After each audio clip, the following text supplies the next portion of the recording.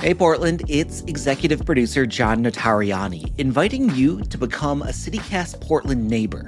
Now, you might have heard us talk about our membership program before. Well, we've given it a new name because neighborliness is at the heart of what CityCast is all about. You know, think about the person who reminds you that recycling pickup day is tomorrow, or maybe who fills you in on the latest neighborhood gossip. When you support us, you'll be keeping this daily podcast going and helping to make the city a better place to live. Plus, for $10 a month, you'll get the satisfaction of not only supporting our work, but also some great perks like ad-free listening, exclusive events and meetups, a curated weekly roundup of what to do around town, and the chance to shout out your favorite local nonprofit or business here on the show. And if you do join this week, we'll send you out our exclusive CityCast Portland neighbor mug as a thank you. Let's redefine what it means to be a good Portland neighbor. Head to membership.citycast.fm to join today.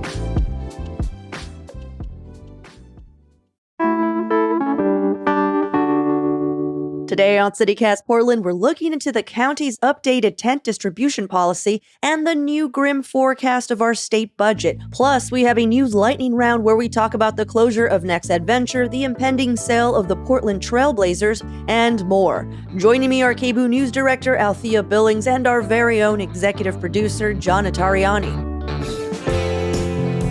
It's Friday, May 16th. I'm Claudia Meza, and this is what Portland's talking about. Welcome, everyone, to the Friday News Roundup. Althea, John, thank you for hanging out with me this morning. Hey, Claudia. Hey, Claudia. How's it going? Not bad. Thank you for asking, Althea. Okay, all right. For those of you new to the show, today is the day we break down some of the biggest local stories of the week with some of the best and brightest journalists in town. But before we jump into the news, I usually ask an opening question so our listeners can get to know our guests a little better. And this week's opening question is related to yesterday's show, where we had on City Councilor Jamie Dunphy to talk about the city exploring the use of a vacancy tax, which would be a fee on properties that are not occupied for a significant period. The idea is it discourages empty storefronts and property owners from sitting on units for tax write-offs. So my question to you is, if you were able to pass a city-mandated fee to discourage any type of behavior, what would it be? Oh, I can jump in on this one because we had a conversation about this earlier this week, Claudia. Yes. So I went to see the movie Sinners at Cinema 21. Enjoyable film, recommended. But the line at the concession at Cinema 21 was so slow. So I would like to impose a cinema concession use fee. Free for the first 5 minutes, and then $100 per minute for every minute thereafter. So you're just ordering popcorn. You can know your order before you get to the counter. That line does not need to move so slowly. That is my proposal. I would actually expand that fee to any line, any bar, any food cart, any place where you have knowledge of what you should be ordering. They've been waiting in line for 10, 15 minutes, and then they come up and they're like, you're just like, what were you doing? What were you doing? Yeah, 5-minute grace period, and then the fee kicks in. I love it. Can I add something to that? Oh, of course. Maybe as something to support the slow orderers, every place has to have a surprise me. And if you get up there and you really don't know, it's a surprise me. Mm. Oh, I love that. They just hand you a drink and they're like, This is what you're getting. You didn't want to think about it. We thought about it for you. You're getting popcorn. There's no butter on it. We didn't want to make you mad, but you have to go. Go back to the movie. You have to go.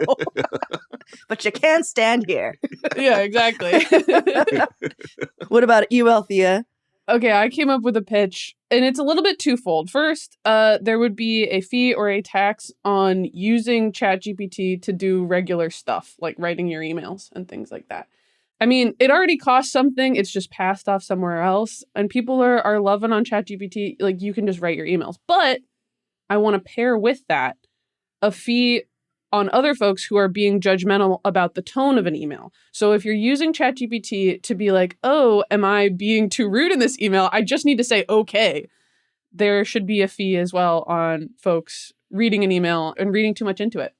Or what about a fee on just sending emails at all? Yeah. What about that could be good, yeah. $2 send fee per $1? $1. An email? You'd be Yeah. broke by the end of the day, John. Wait. Just getting back on the phone. Okay. There we go. John, okay. Okay, I just want to Bell pause telephone here. over here. John, you do not want to get on the phone. I'm thinking about myself. I'm like, no, I don't even want to pick up when you call. Like when anyone calls, I'm just like, text me. What's happening?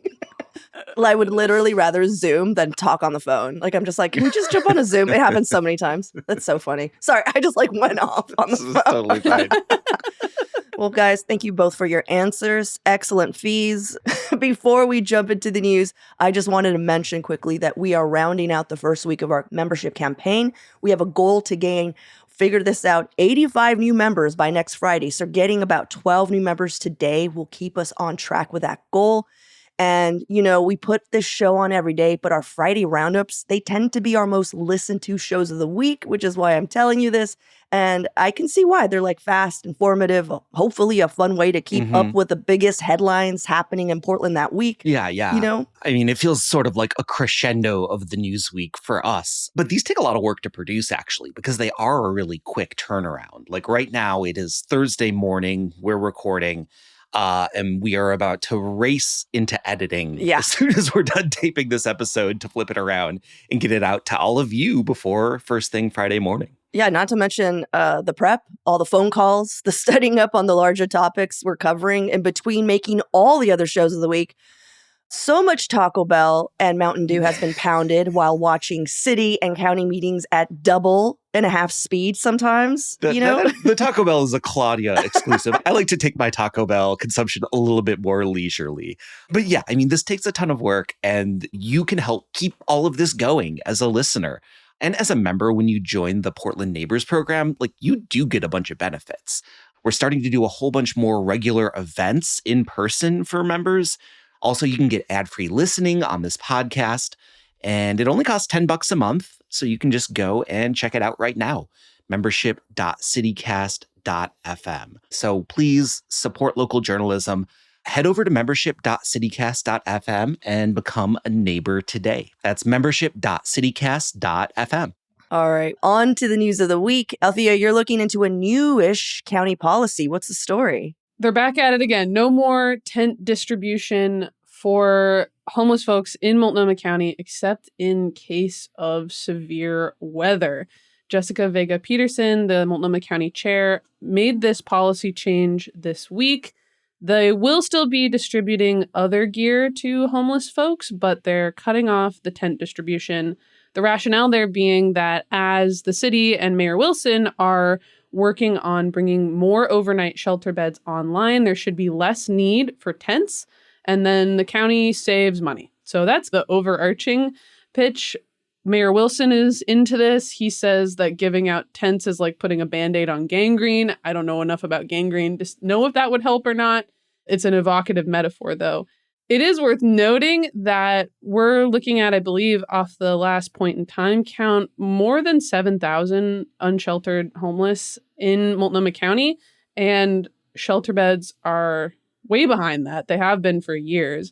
So there's this sort of mismatch, I think, as the county is maybe cutting off their tent distribution in hopes that this shelter plan comes together, which, right, Wilson set the deadline by the end of the year, but there's questions of if that's going to be possible. Do we have the money to make all of that happen?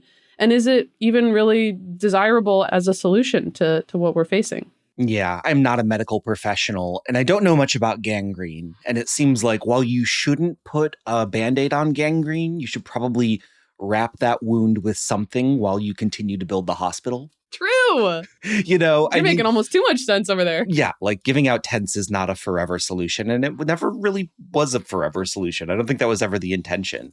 I do think that it is worth thinking about the budget implication of this. They're saying that this is going to save nearly $1 million a year, and we know that the county and the city are very, very strapped for cash right now. So I have to believe that that calculus is a big part of this decision too.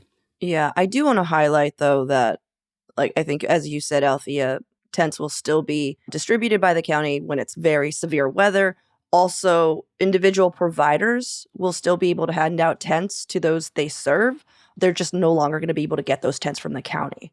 So if you're worried about people not having any place to sleep in, when they're outside. There's still tents out there. It's just the county, like as John said, we just have to tighten our belts, it seems. Not only that, I think the lawsuit that came out, do you guys remember that lawsuit? Yeah. Yeah, the ADA one. Yeah, because unfortunately, since we weren't not only not providing shelter, we weren't really providing like actual spaces for people to pitch their tents. They were just being pitched up anywhere, and it was preventing people from being able to access the sidewalk. And so there was actually a successful lawsuit, and the city has to pay out. That's money we don't have, really.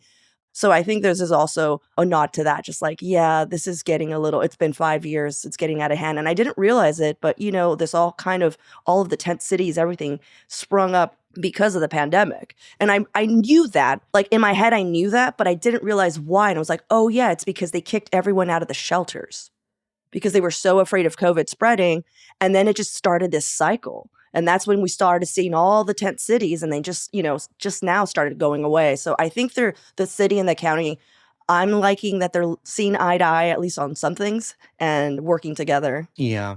One thing I wanted to mention is because the figure that, John, you mentioned about how much the county is spending on tents, like that's not nothing. That is definitely a part of this calculus, but it's money we've been spending for a while, and people still need tents. So it's worth noting, where do these tents go? We've been spending money on tents. Are they all getting thrown in the river? No, they're getting swept and thrown in the trash by the city. So there's also this other mechanism that sets people back to zero, even as tents can be life-saving, and people need to be alive in order to get them into shelter and housing and off the street from being homeless. So I think the solution is a little bit of a Band-Aid, personally. We got a big old system that has made things this way. It's not the tarps that are the evil at the at the core of this problem. Yeah, and I sort of feel like we're talking about this not because like tents are a bad policy exactly, but they're just too visible, right? That people see them in the community, and it becomes this visual indicator of the homelessness crisis that already exists, and that like I feel like this is more about optics than actually like trying to change the reality of the situation. I feel like, sure, of course, I mean, that's a given. But as I bring up this ADA lawsuit, it's a little bit more than just optics. I mean, tent cities also create an insane amount of waste. And there's like a lot of people come through and they talk about like hygiene of what's happening in certain areas when they clean up what they find, that kind of thing. And so I see it more as not just optics, which I agree. Like, yeah, of course, it's optics. But it's also, I think the city and the county are starting to realize like, oh, this Band-Aid isn't a Band-Aid. It's actually creating other issues that we can't fix. But I kind of agree, because I'm just like, well, then what's going to happen? Like, where's people supposed to go then? 7,000 unsheltered people, only 3,000 beds available, with them pretty much already being booked. Like, yeah. So I'm curious what the next step for them is, because I'm sure they're like, no more tents, but, one thing I would love to just point out is I think the alternative, right, is to try to push people towards the overnight shelter beds that Mayor Wilson is bringing online. I alluded to some of the questions that people have about that in terms of feasibility. I think there are also questions about whether that is actually going to forward people towards housing. Overnight shelter beds, congregate shelters are unpopular, and that's among people who are homeless. They're not a solution that fits everybody, and that's part of why our local officials have pursued things like tiny home villages, which have way more success in getting people into housing than a lot of other things. And yes, it's a humanitarian crisis. Get people off the street, totally agree. But also thinking about people's dignity and setting them up for success. We just have a really sporadic, kind of sprawling system that is super hard to navigate, and people lose trust in it because of that. Yeah. Well, thank you, Althea, for sharing the latest coming out of the county. Let's take a quick break here, and when we return, more headlines of the week.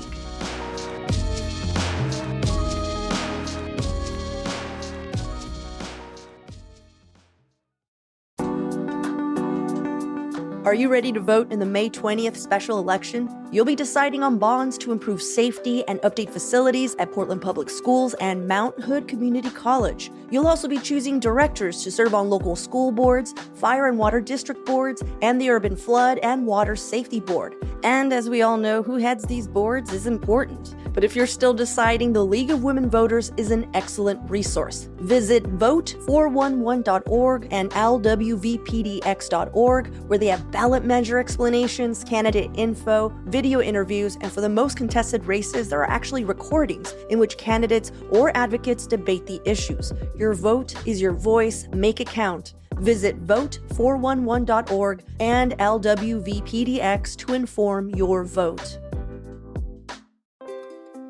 Hi, I'm David Plotz, the CEO of CityCast. We've all set health goals: lose weight, exercise more, eat better. But without a plan, those goals often fade. That may have happened to you. It has definitely happened to me.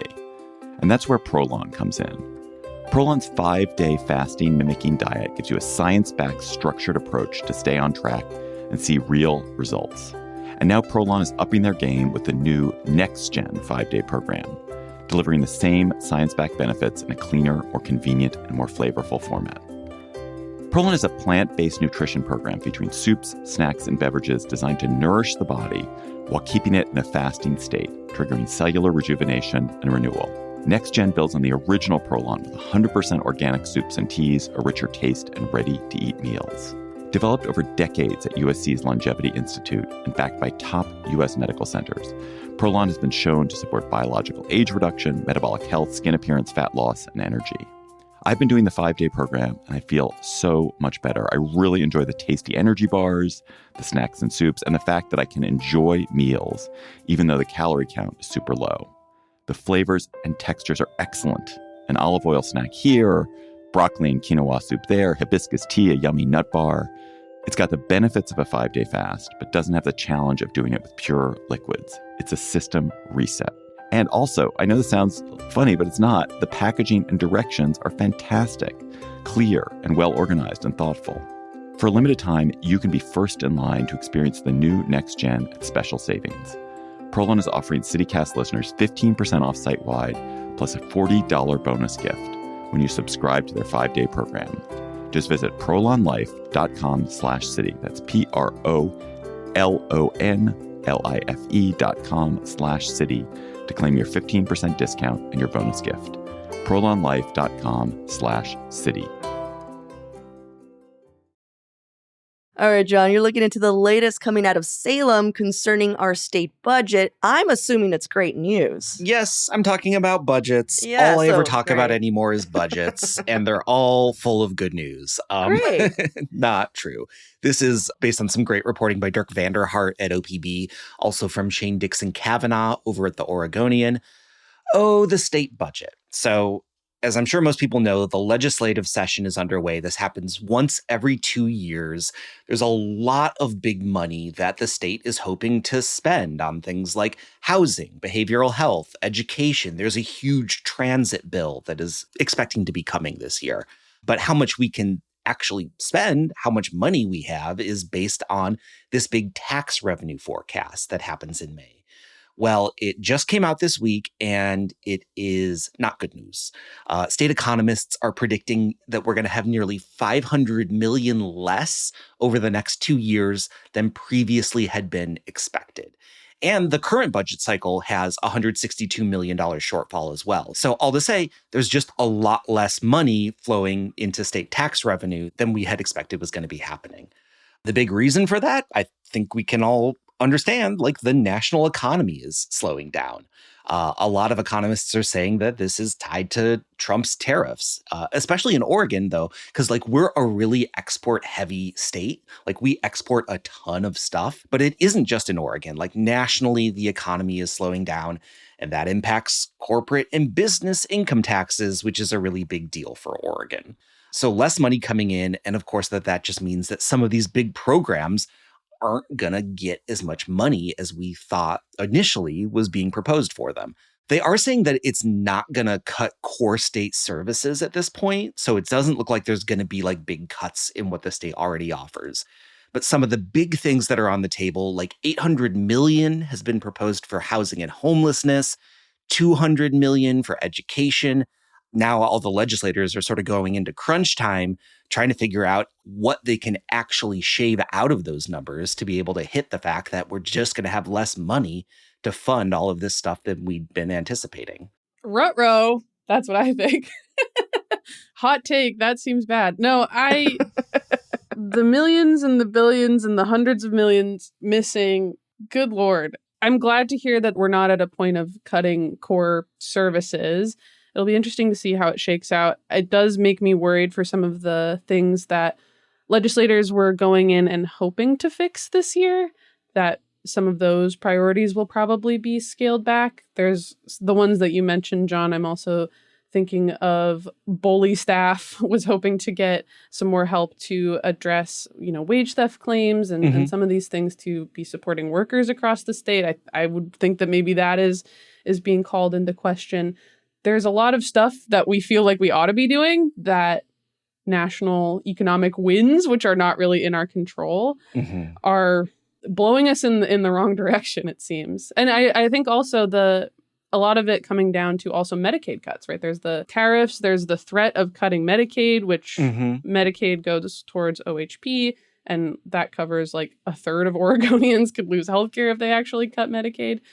So a lot of uncertainty. And I think I've been critical of the state economists before because the kicker and the way that the kicker works, and sometimes the kicker seems a little too big, if you ask me.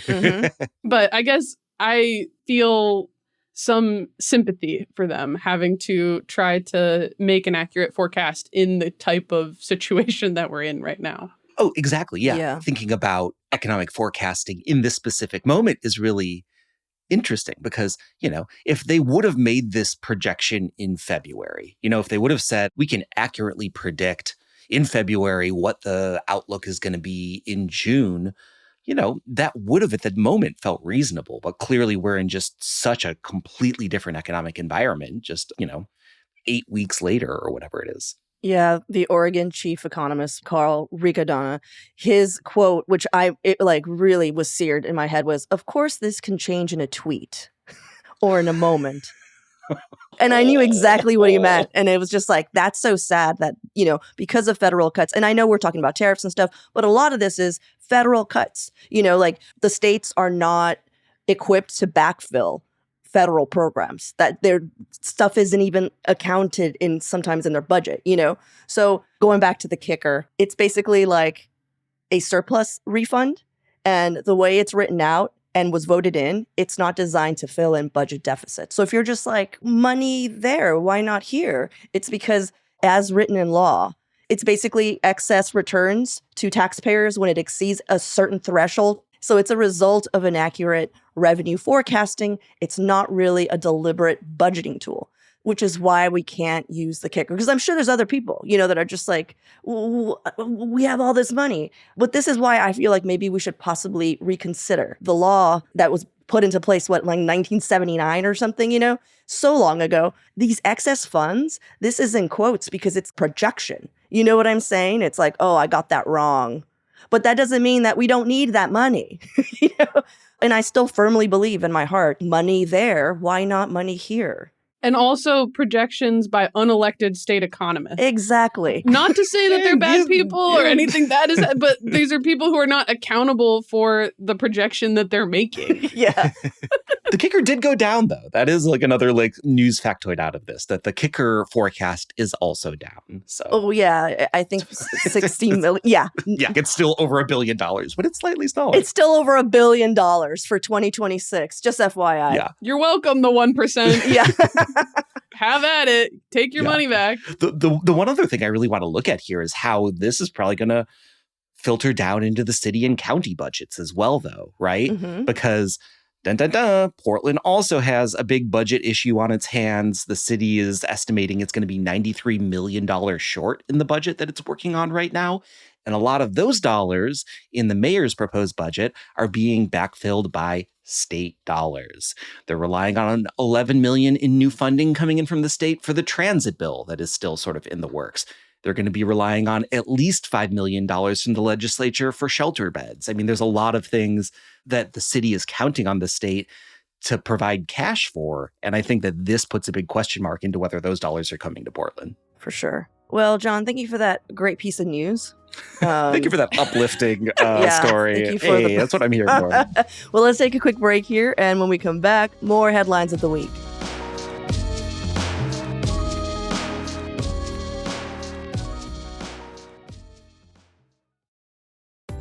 This episode of CityCast is sponsored by Babbel. Learning a new language opens the door to new friends, new cultures, maybe even a whole new life.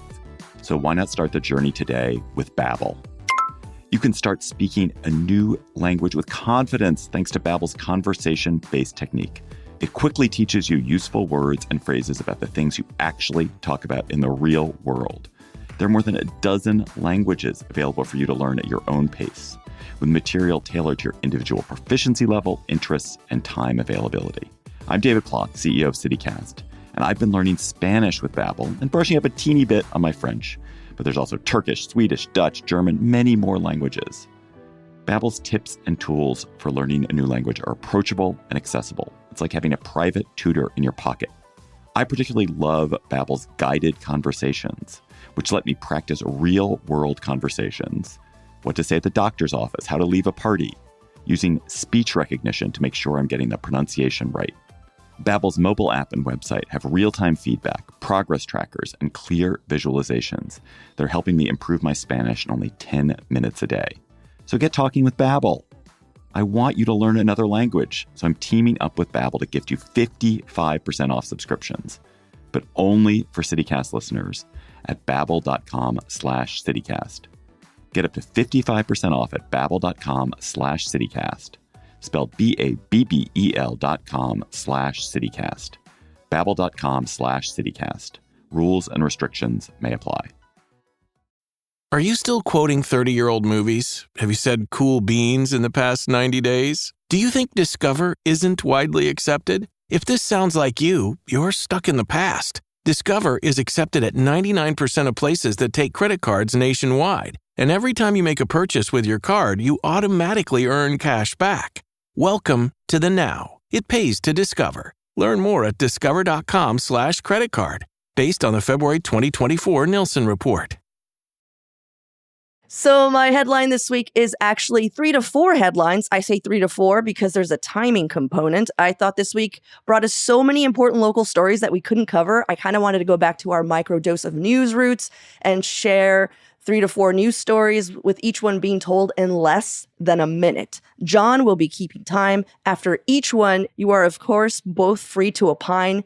It's the opining that will dictate how many I'll be able to get through. Uh-oh. But I've prepared 4. Opine concisely. Okay. Yeah. Okay. Are we ready? Yes. Okay, clock is ready. You want me to give you a 3, 2, 1 countdown? Yes, please do. All right, 3, 2, 1, go. Long-standing Portland outdoor gear company Next Adventure is closing all of its stores this year after nearly 30 years in business. They currently operate 4 locations across the state. The reason cited is that the company's founders, who are childhood friends, by the way, how cute is that, just want to retire. They're planning to clear out their entire inventory in a sale beginning on May 28th, which is taking place at both Portland locations, the flagship on Southeast Grand and the Paddle Center on Southeast 7th. RIP Bargain Basement. Boom, 31 seconds. Very nice. Great. And this is because I wanted you guys to opine. No! That's my opine. Yeah. Oh, that's mine. This is a bummer. I mean, we saw all the headlines about the REI closing, I think last year, now Next Adventure closing. I mean, and like, just think how many people there are that learned how to like get into the outdoors by shopping at Next Adventure. I mean, that was so important to me as my like introduction to Portland, and this breaks my heart. Yeah. I also want to remind people that Andy and Bax also closed its Mm-hmm. store, which was just a block next to a Next Adventure. And if you never had the joy of going to Andy and Bax, I can't replicate it in words, but it was basically like going to a cool like survivor uncle's house. Do you know what I'm saying? Like where where he's just like, we're going to live off the land. And it was, I loved it. You're not quite sure of his politics, but he's fun to hang out with. Yeah. Exactly. Yes. I got a grandpa like that. Yes. And you're just like, I don't know. I just know he loves me. One other thing about Next Adventure, sometimes good things come to an end. And I like that they just want to retire, and it's not necessarily because of the world's evils or being bought out by corporate, Yeah. They just want to be done. And then Yeah. and that's fine. We have to be okay with letting people be done. Mm-hmm. Well, you ready for the next one? Clock is reset. Ready? 3, 2, 1, go. On Tuesday, Paul Allen's estate announced plans to sell the Portland Trail Blazers. Allen passed away in 2018, purchased the Blazers in 1988 for $70 million. His sister, Jody Allen, has acted as the franchise chair for both the Blazers and the NFL Seattle Seahawks. In 2022, Nike co-founder Phil Knight reportedly offered to purchase the franchise for a little over $2 billion, which Jody Allen rejected. And as of today, Jody Allen has not reassured Portland fans that the team will stay in the city. The team sale will occur following its worst 4-year losing stretch since the Blazers' first 4 seasons from 1970 to 1974. 45 seconds. Yeah. No! Sorry, all of my headlines are just firm no's. Okay. Counterintuitive take here. This might be good news because when a new owner comes in and buys a team, there is this huge rush of energy. There's usually a lot more money. Like, I think that this really sort of puts a fire under the renovation of the Moda Center so we could get a new stadium. And from what I'm reading, nobody knows for sure, but like the commentary I'm reading is like, it is not likely that the Trailblazers are going to leave Portland. John, I'm going to record that and then I'm going to play it. Yeah. I'm knocking on wood for you, John. I hope that's the case. I am cautiously optimistic about this, that in, Okay. 5 years' time, we could be looking at this and being like, gosh, remember when the Blazers got awesome again? That's my hope. Look at John. I like that. Yeah. Living in the positive future. This could be good for us. Too much doom and gloom. I want to just quickly interject that I learned the news not from a news media outlet, but from our state senator, Ron Wyden. His aide emailed us Ron's open letter to Jody Allen, which basically sums up to, don't take our Blazers away. Yeah. Don't sell them to Seattle. Please don't take our Blazers. Don't sell them elsewhere. And fingers crossed, John, fingers crossed. Because I thought the same thing, of course. Like, someone buys it, it's like a relationship. They're just like, look at this sexy new thing I bought. Yeah. They're going to pump in all this money. It's going to be great. But the fact that it has not been said like, hey, guys, we're not taking this out of Portland is what's making a lot of people nervous. Yeah. All right, next headline. All right, clock is ready. 3, 2, 1, go. In a news release this Tuesday, the Portland Fire and Rescue warned the public of fraudulent letters being sent using their printed logo. The letters accuse homeowners of illegal burnings on their properties and state that a $1,500 fine is owed, and if not paid, it could lead to the involuntary forfeiture of their properties. Ooh. Their press release also pointed out to several errors in the letter, marking they were fake, like not being printed out on official PF&R letterhead, the signature not matching Interim Chief A.J. Jackson's, and most glaring, and I would say is the biggest error here, is the 1-800 number listed for communication directs callers to an adult content phone line. That's how you know it's fake, folks. 45 seconds.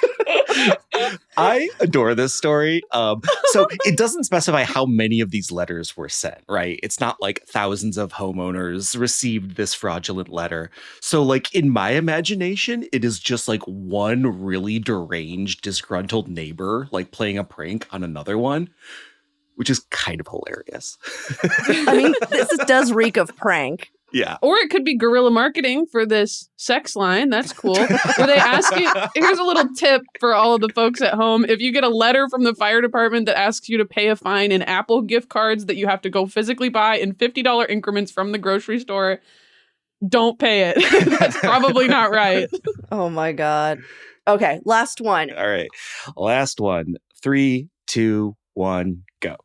The owners of a wine shop on North Lombard Street are currently trying to get the city to pay them back for nearly $11,000 of construction costs for an outdoor seating structure because of an error made by PBOT, the Portland Bureau of Transportation. Here's the backstory. The shop owners wanted to provide outdoor seating for their customers because summer, but then they reached out to PBOT to see what was possible. PBOT came through, surveyed the location, granted the owners a permit to construct street seating, which would take over 2 parking spaces right in front of their shop. But here's the issue. Lombard is a state highway that's managed by ODOT, the Oregon Department of Transportation.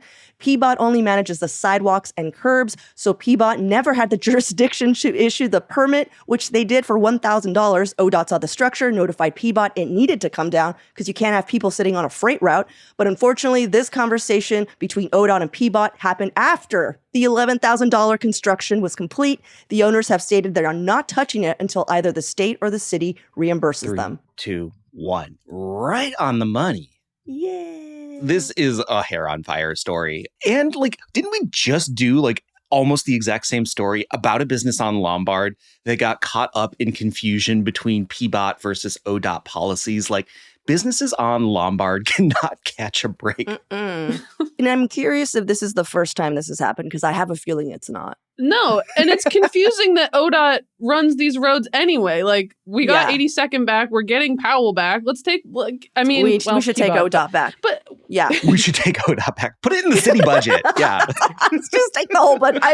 We should take Lombard back. And this is the thing. Here's the thing. Althea, sorry to jump in, please. But the business owners were basically saying that PBOT was excited to do this. They're like, oh, that's so cool. If we put street seating on Lombard, we can slow people down. Yeah. Somebody at PBOT was like, why have we never done this before? This is such a great idea. This it's is because genius. you don't have the jurisdiction to do it. Make ODOT PBOT again, okay? I think that's the key here. I would rather Lombard go to PBOT. Let me just put it that way. Mm-hmm. We'd have to figure out a different freight route, but let them take Columbia. Why are they on Lombard? I don't think Lombard works as a freight route. I think that's the issue here. We're taking it all the way to the top. All right, guys. Thank you so much for hanging out with me this morning. But John, I know you have a list to read off. Yeah. This is exciting. I just wanted to thank everybody that has joined as a Portland neighbor over the last couple days. We've heard from so many people, and it's been awesome. So big, huge thanks to Amanda W., Kiana M., Henry K., Elise R., Allison P., Robert K., Michael B., Douglas S., Kathleen M., and Lauren B. Thank you so, so much. And if you haven't joined, we invite you, become a CityCast Portland neighbor. You can do it right now at membership.citycast.fm. And just during this drive, we will send you a neighbors-only coffee mug as a special welcome gift. Get that mug. You're going to like it. Again, membership.citycast.fm. Nice. I want to say that I read off the new members in the last episode yesterday, and one of them was a Jody F. And I was so excited because I was like, Jodie Foster is a neighbor? I know it. I know it's Jodie Foster. All right. The Jodie Foster? Hollywood legend? I wonder if the Michael B. who signed up today is Michael B. Jordan of Sinners. In theaters now. Okay. This is all a backdoor ad for Sinners. Seriously. This is the guerrilla marketing. 1-800. If you see me driving a Corvette next week, you'll know where the money came from. All right. Thank you, guys. Have a great weekend, everyone. Thank you for listening. Thanks, Claudia. Thanks, Claudia. That's all for today here on CityCast Portland. Thank you so much for listening. Our podcast production team this week was John Notarianni, Julie Fiaioni, Patrick Emile, Elizabeth Kama, and myself. Our Hey Portland newsletter editors were Rachel Monahan and Adrian Gonzalez. Our host is me, Claudia Meza. Original music by Jenny Conley and Steven Drizos. Additional music by All the Kimonos, as well as Sarah the Instrumentalist, Timothy Infinite, and Gregory David, courtesy of Epidemic Sound. We'll be back Monday morning with more from around the city. Until then, see you at Slim's.